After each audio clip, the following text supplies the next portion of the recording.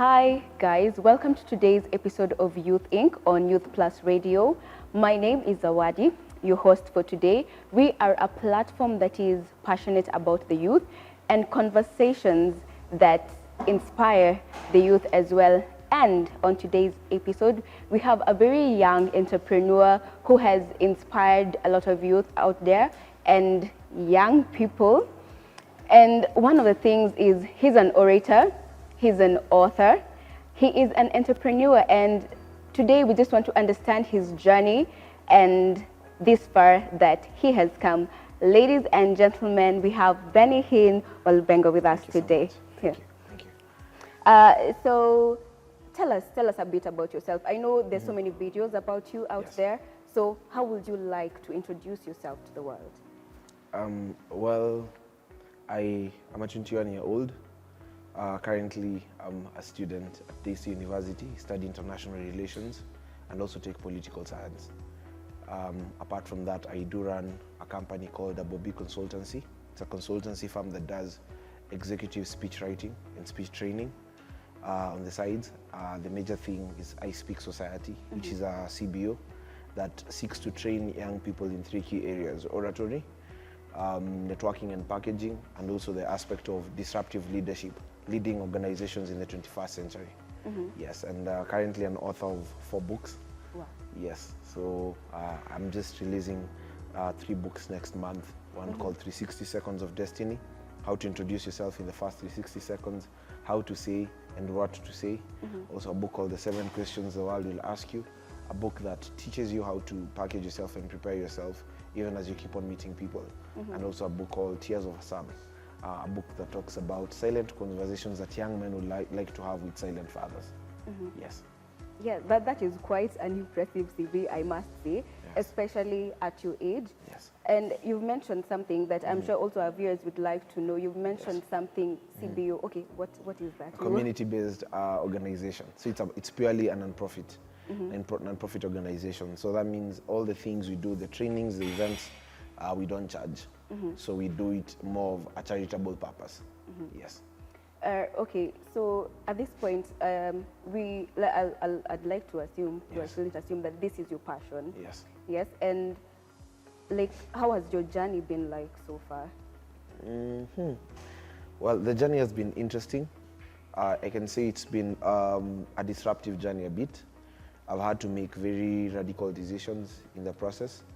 I had to defer from school for some time because now, being young, when you look at the 844 system, it's not structured in a way that you can really like sit into the system and still do the things that you're supposed to do. Yeah. So most of the times I can say it's been a disruptive journey.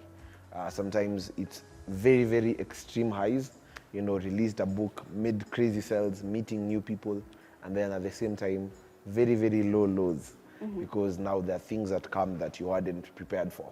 And now there are certain things that, especially in the age of me pioneering certain things, I might not have someone who has done these things. So it's like you are the first person to do some of the things in your field. So it's that process of where you just do checks and balances as you try and see which pattern can you look for, so as you navigate. So I can say it's been a disruptive journey. Yes. Let's delve on the highs a bit before we go to the lows. Yes. And you break a couple of hearts here in terms of the entrepreneurial journey. There is oration. Yes. You as an orator. Yes. And there is public speaking. Yes. So where do you draw the line? What's the difference between the two? So the orator bit is more a bit technical. So in public speaking, we have like 5 different areas. In Africa, people know the motivational speakers only. Yeah. So motivational speakers give hope. They try to speak to people's hearts. Then there is keynote speakers. These are people who speak on specific subjects. So they give keynotes, and specifically in terms of public angles, they don't sit in panels, they stand alone on stage. So like the way TED Talk does. Then we have panel speakers. So panel speakers are people who might not do a standalone, but they can sit in a panel and contribute in terms of ideas. And then we have people who are called thought output speakers. These are people who either they can release their material through podcast, so they are speaking, but they're not really speaking to people. So they release their thoughts in terms of voices, but through other means, other media. So you might not see them speaking. And then we have people called public speakers. Now, public speakers are someone who's speaking about anything. So they're not really defined. Now, in terms of oratory, this is someone who is speaking about public speaking. Yes, so that's where the difference is. So oratory now is the aspect where you're not just speaking, but you're actually speaking about public speaking. Yes. Okay, that is quite interesting. So from your platforms or from your journey, we've seen that you actually really do have high level people coming for your talks and all that. Guests that you invite are actually really high level. So how do you get in touch with them? How do you get these people? So it first began as an interesting journey. When I was in high school, I was in the great debaters contest. So I won 7 medals at the great debaters, and that now, like, it opened me to another world, that actually this thing, you can push it to another level. Because at that time, great debaters was the only platform and music festival where people will be able to speak and, you know, like, express their giftings in terms of public speaking and choral verses. And so for me now, I looked at it from an angle, if I finish high school, where do I go next? So I realized there is no such a platform. And like now, maybe when you go to other developed nations, there is TED Talk, there is Toastmasters and all that. So I thought of now beginning something that's more Kenyan. So what I did first, I started building networks strategically. So I've sat under Pastor T Mwangi. He's the guy who's mentored me a lot. I worked under him, but then later now, he told me, you see me, I'm a pastor, you are an orator. So I have to figure out your path. And now I had, for like 2 years, it completely disattached. I could not attend these events. We could not even meet. So I had to figure out now, how do I build it from here? So I went and approached PLO Lumumba at his offices. I went, booked an appointment several times, like almost 6 times. I was just like, no, he's not available, Prof is in court. So I went one morning just around 6 a.m., waited on the ground floor because I knew he must use the elevator either way when he comes to office. So when I saw him passing, I entered in the elevator and I pitched because his office is on 16th floor. So I had all the time to pitch from 1st floor to 16th floor. So I told him the 7 speeches he had ever given. I had watched 50 videos of him speaking. I had watched the dates, I knew the details. So when I told him that, I think that also struck him a bit. So in the process now, I sat under his mentorship as a brand ambassador in the PLO Lumumba Foundation. Then as I kept on building capacity, slowly by slowly now I started navigating the cosmos in terms of networking with different people. After PLO Lumumba, I looked for Johnston Mwakazi, I looked for Robert Burale. I wanted to exhaust in terms of the public speaking industry. So I went on YouTube, searched, created a list of around 46 speakers, not just in Kenya, but East Africa and Africa at large. So I was now trying to check them out. Then later on, I began listening to Vusi Fembekwayo. Then one day I just woke up in the morning and I sent him a voice note on Instagram. I had studied something to do with neuroscience, and they had said, if you send someone a voice note, it's very hard for them to ignore you. So they'll actually be triggered to listen. It shouldn't be more than 41 seconds because now the human brain does not focus, especially if you're a stranger, for more than 41 seconds. So I sent a voice note of 41 seconds with everything that I had in mind. Told him my vision, told him why I need to meet him, and actually the value he'll give him. So I listened to that. He was like, okay, let's do this. So he wasn't available, but he was coming to Kenya. But he sent me one of his proteges who came to Kenya, and they actually like funded 90% of the event. So that's the first time I gathered 1,500 young people last year in April. Then from there now, I saw possibilities in this. So now I began just daring the storms, calling people, asking them out. But before that, I knew how to package myself. I knew how to communicate. I knew how to attract their attention. I knew now how to like show them the value. Because as I was meeting these people, I wasn't asking for any other thing. And this one I learned from the late Dr. Chris Kirubi, who I also sat under his mentorship. That when you meet wealthy people, you don't ask for money. You don't borrow anything. Just give them value, vision. So that also now started attracting a pool. And then I packaged myself on social media, changed my social media name to fit my brand. And then anytime I would meet these people, I request for a picture. Kindly, sir, would you mind if we take a picture? So as I'm putting all these pictures on the social media, it seems to give a track record that this is not just someone who began the other day. He has a journey all through it. So, yeah.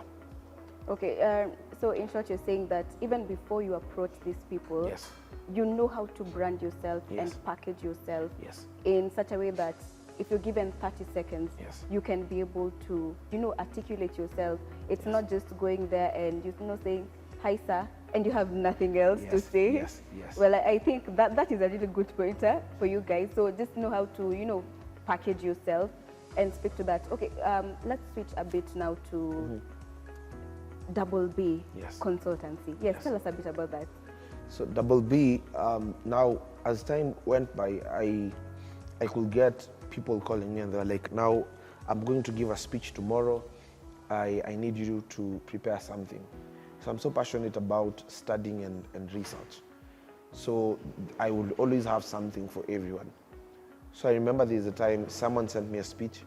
He's a governor in this country last year. He was going to give an acceptance speech. So I wrote that speech. And then he went and gave that speech and he was given a standing ovation. I used to do it for fun. So when people ask me for speeches, I would just send them in. And then after that, he sent me 30,000. I was like, okay. So I called him and he was like, now I want you to start training me officially for public speaking. And so I now decided to package it differently, not to be something that I do for fun or as passion, but now to see how I can monetize it. So I started now looking at it from a need perspective. What do people need? What are they looking for? And how can we package it? How can we package it differently? So I went now professional, 100%. Set up an office, set up a team, set up a research team, and now I started now building capacity in terms of the knowledge that I was absorbing, starting to gather every resources, and also digitizing everything around the ecosystem so that it can now fit the needs. And I can say, by God's grace, so far for the last 6 months, I've been able to get 54 clients. And I've been able also to train one-on-one clients, more than 60 of them. And also in terms of the corporate companies that I've spoken and trained, right now I think there are 22 corporate companies. So, yeah.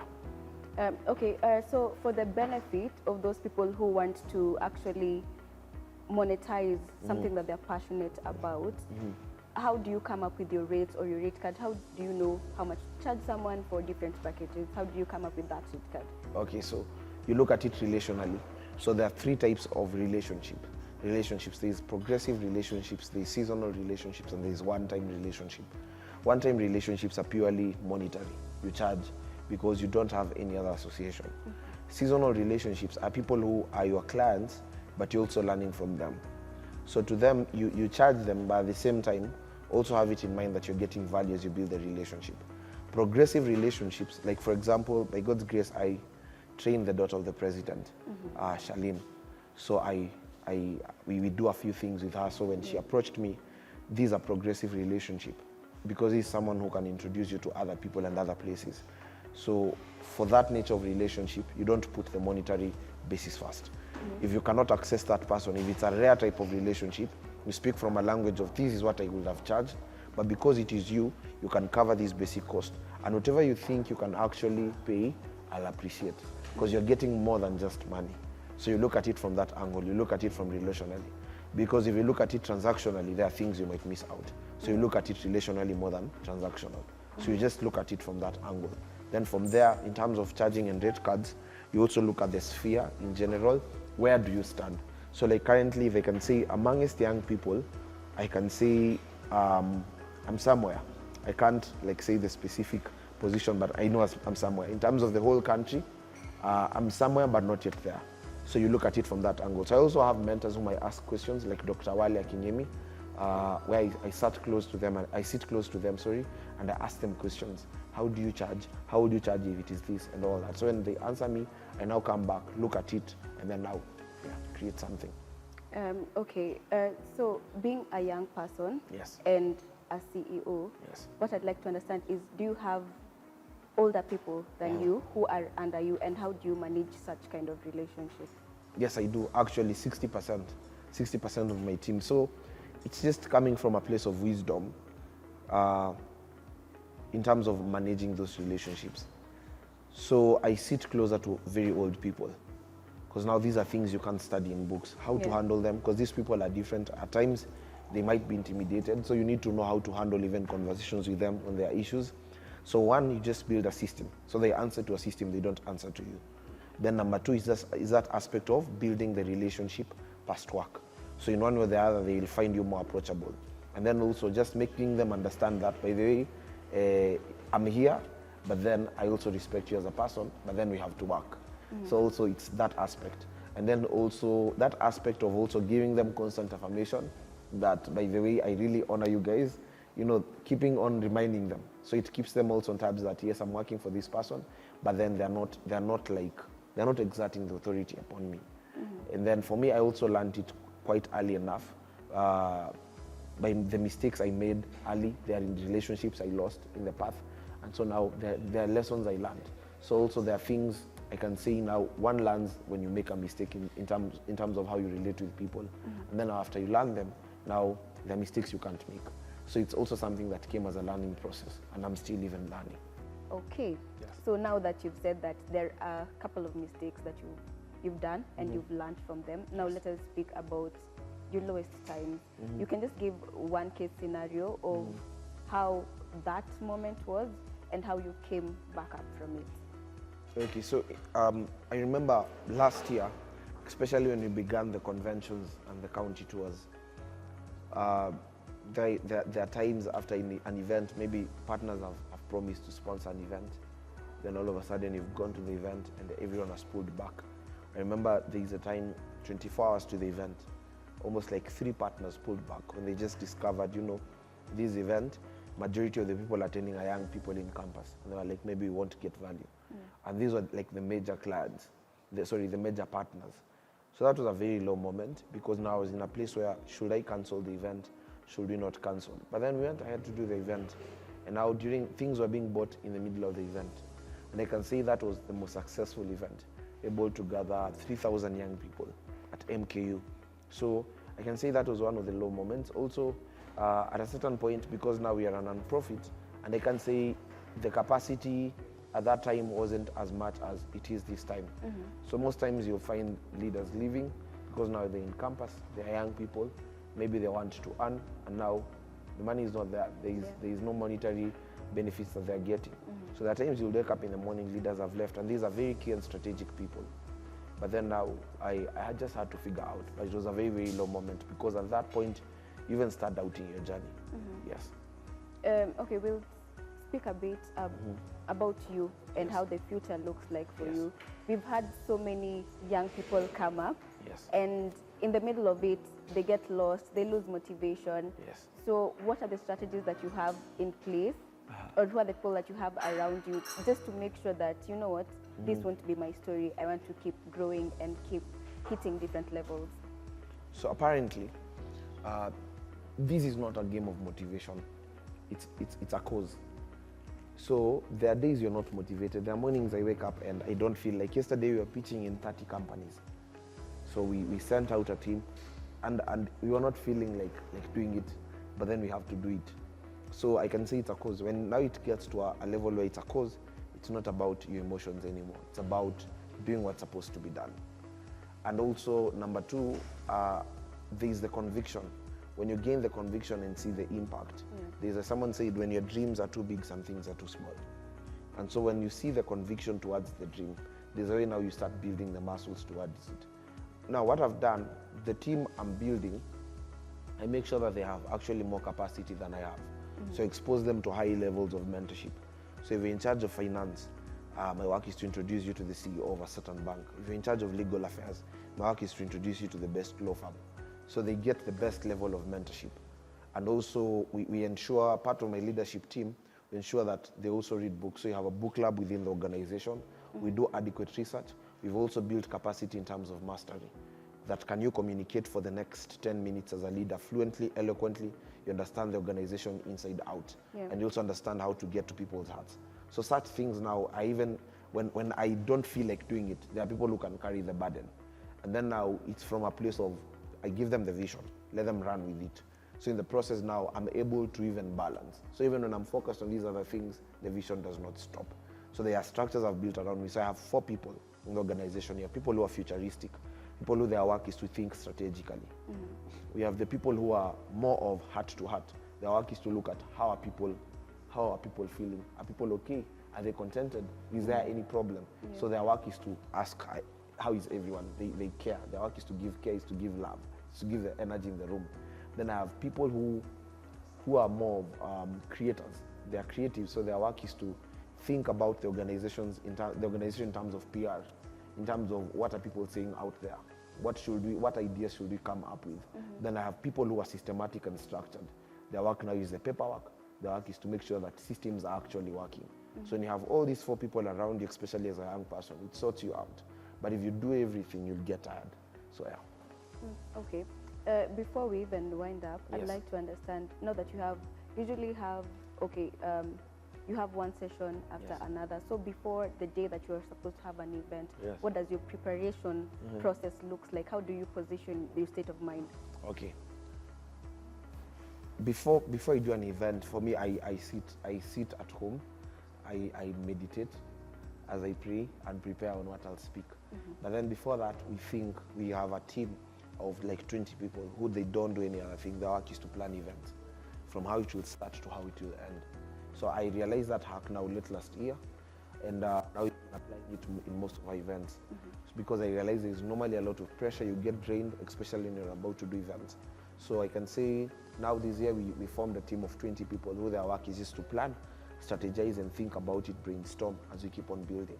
So I can say right now it's a bit easy. We just do now checks and balances in terms of the branding, in terms of things like snacks, in terms of the people coming, the logistics, in terms of packaging, in terms of has everyone been sorted out, the payments and all that. So yeah. So I can say right now it's a bit easy because now we have a team that their work is just to focus 100% on the event. So they're not pitching, they're not doing anything. The work is to go at the place. Like right now we have Muranga County Tour coming up in the next 1 month, 5,000 young people. So you have a team that has already gone there. The work is to brainstorm, do the groundwork. So now my work is easy. My work is now to focus on building relationships that are strategic and try to think about the vision of the organization. So I can say now that aspect of personalization and also giving it to people who are like exclusively for that, it now makes the work easy. Yeah. So you're saying as a leader, you need to know how to delegate and build the right team around you, especially in the areas that you need help, so that it helps you focus on what your main agenda for that is. Okay, thank you very much for that. And now, what will you tell young people who want to do oration, public speaking, or want to get into such fields, and where can they begin from and come up, even if they want to reach out to you, even for mentorship? Okay, so far we've partnered with MasterCard Foundation this year to train 7,000 orators, courtesy of iSpeak Society. So we have master classes where we shall be training trainers of trainers who will train now orators for next year. So this year we're training 500 trainers. So from next year, in every county in Kenya, we'll be sending 10. We shall be sending 10 trainers so that we can now see how we can carry this forward. So you can either reach out to iSpeak Society through Instagram or through email, ispeaksociety@gmail.com, and get to send your info, and then they'll reach out to you. If it's in terms of at a personal level, first of all, read books, understand your niche, exactly what you want to address. Number 3, attach yourself to someone who's already there. Number 4, also understand in terms of packaging. Number 5, you just start from where you are. Just start recording something. If it's on TikTok, I can see like right now TikTok is opening a lot to educational information. So we normally have a live on TikTok where 7,000 people attend every Wednesday night. So that means that I'm seeing people also on TikTok are very hungry for information. So you can start something either on TikTok, Instagram, Facebook, YouTube. Start recording something, and then also apart from that, also study the ecosystem, understand what are the needs of your generation. So understanding the generation is also key, because when you look, there are 5 different types of generations. There is the silent generation, baby boomers. There is the millennials, Generation X, Generation Z, and there's even Gen Alpha. Actually, there are 6. So every generation relates with a different message, and also there's the way they are spoken to. So study them effectively, and then go ahead and execute it. And to reach out to me, you can find me at Walubengo on every single platform. Yes. How do we get your books? You haven't spoken about your books. Oh, okay. My books are on Nuria stores. On? Nuria stores. Oh, okay. Nuria stores, or either they can reach out to our contact for delivery, or 742-166594. Okay. Yes. Thank you very much for your time. Thank you. And to our listeners, thank you for listening. Thank you for watching. Remember to share, comment, subscribe to our channels at Youth Plus Africa. Thank you. See you guys.